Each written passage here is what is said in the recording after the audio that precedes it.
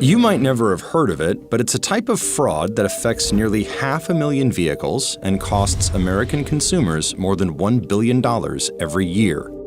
It's called odometer fraud. Fraudsters looking to boost profits on the sale of a vehicle roll back the numbers on an odometer, duping buyers into thinking the car has fewer miles on it than it does. American buyers lose an average of $4,000 a year to fraudsters, and most don't even know they have been hit. We would like to see justice for the individual that pays $45,000 for a car that's only worth $15,000. Average used vehicle prices rose from about $20,000 in December 2019 to about $27,000 in December 2022. Supply chain disruptions and shortages in new vehicle inventory have pushed more customers to the used market, which in turn is pushing up prices. That's also making used vehicles more scarce. I can't tell you for sure, but I suspect with the recent surge in used car prices that it's becoming more enticing tactic for scammers. Anyone can be a victim. And as vehicle technology improves, so does the technology criminals use.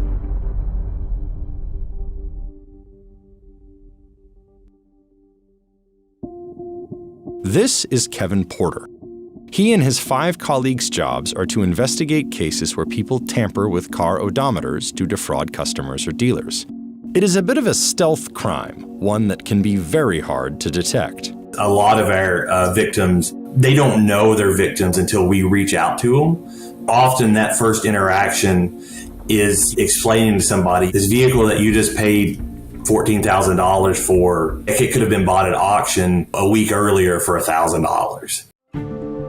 A single case of odometer fraud can, and usually does, involve several other crimes, which carry their own penalties. For example, every car comes with a title.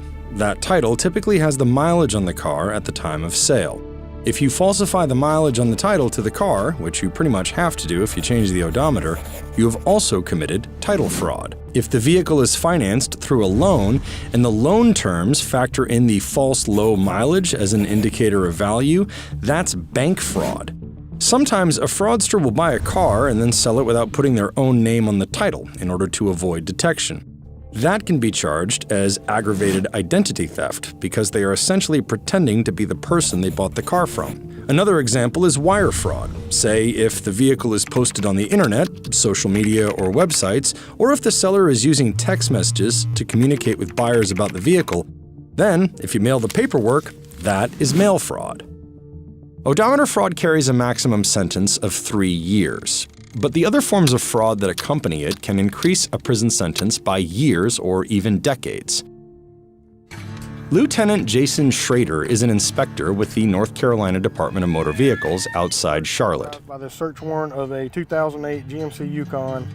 Like other sworn officers in his department, he carries a gun, a badge, and handcuffs. All right, let's see what we can do with this one. Schrader and his colleagues investigate car dealerships, used car lots, auto shops, and any other location where they have reason to believe people are rolling back or otherwise tampering with odometer and title information. A lot of complaints come from this area of Charlotte right here. Pretty big hotbed for people curb stoning cars or selling vehicles, dismantling cars, towing cars, storing cars, anything you can think of with cars. Once they make arrests, they seize and search vehicles, looking for evidence the odometer has been tampered with. Search warrant in the matter of a 2010 Jeep Grand Cherokee. The number of victims in any given case can also be staggering, cases involving only a few vehicles and others involving thousands. Sometimes a customer with a lease will roll back an odometer before turning the car back in order to keep the car under the mileage specified by the lease term. Sometimes a dealership will roll back an odometer on a used car or a car coming off a lease and then try to sell that car online. Sometimes it's just independent sellers. We've had cases where individuals buy a higher mileage vehicle, maybe a 300,000 mile SUV. They roll the odometers back to 30,000 miles, and then they'll stage that vehicle out in an accident. And then insurance is paying out at the lower mileage value for the vehicle. Porter's office has also seen cases where people will roll back odometers to defraud a dealership into thinking work on the car is covered by warranty.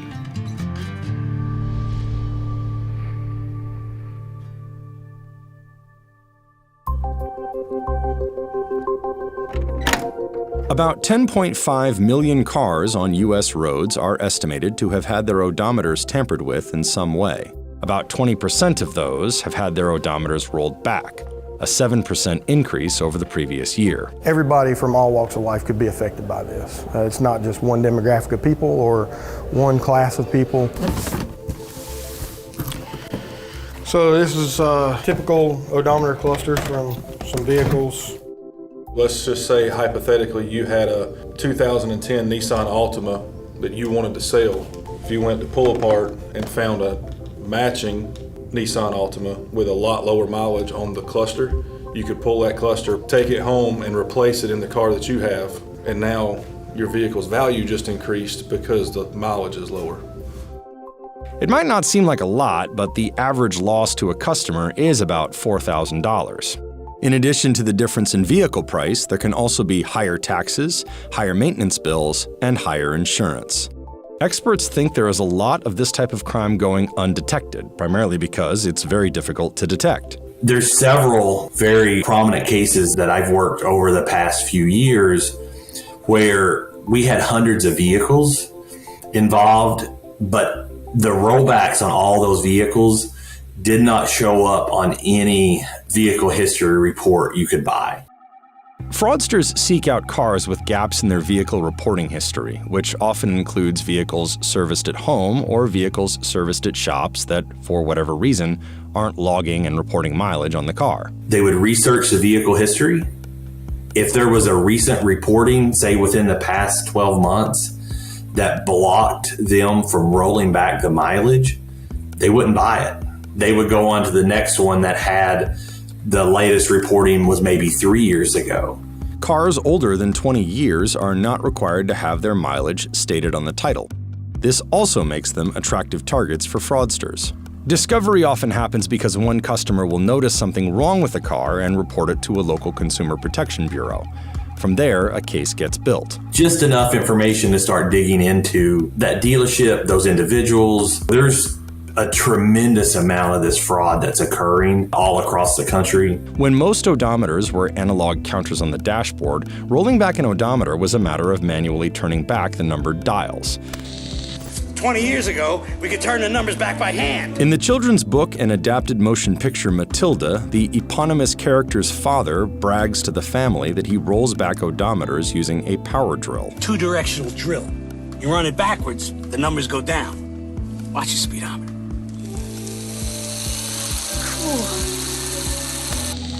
In the film Ferris Bueller's Day Off, the characters erroneously believe they can roll back miles on an odometer by suspending the car on cinder blocks and running it in reverse. The miles aren't coming off, going in reverse. It doesn't end well.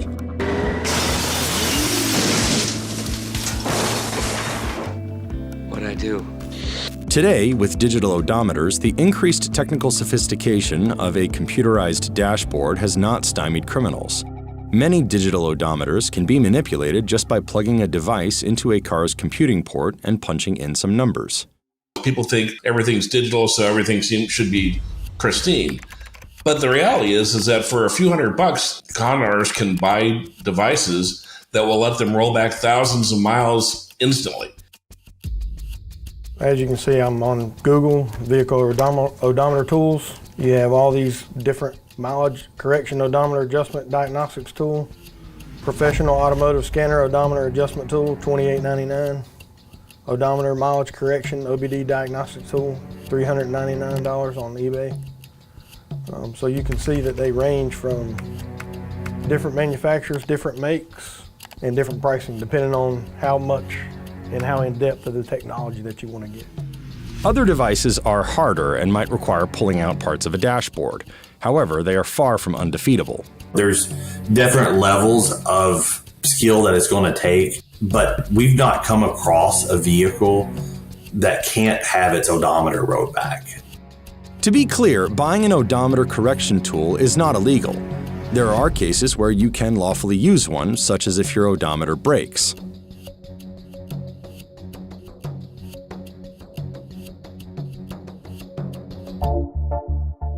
The more recent fraud we're seeing involves mileage blockers. These are devices that ship from overseas that you can download an app for your smartphone and turn your odometer on and off with the click of a button. If you drive your car for 1,000 miles, your odometer is only going to register 100 miles. Obviously, those devices are illegal and should not be used, but we see those in growing numbers showing up here in the United States. No rolling back is necessary. The owner can still take the car into service shops, allow them to log the miles on the odometer, and eventually sell the car with what looks like a full history of regular service on a low-mileage vehicle, when the actual mileage might be far higher. Those are the ones that kind of keep you up at night because those are more difficult. There's other ways we get to those individuals that are doing it, those fraudsters. Ultimately, like other frauds, odometer fraud has real-world impacts on real people. My dad was actually a victim of odometer fraud. He bought a car out of South Carolina, and the odometer had been rolled back 65,000 miles. And he didn't contact me, he didn't do his research, and he didn't know who the guy was or where he bought it from. It was a very good deal on a vehicle, and he fell for it. So if it's too good to be true, it probably is. And if it doesn't feel good in your gut, then don't do it.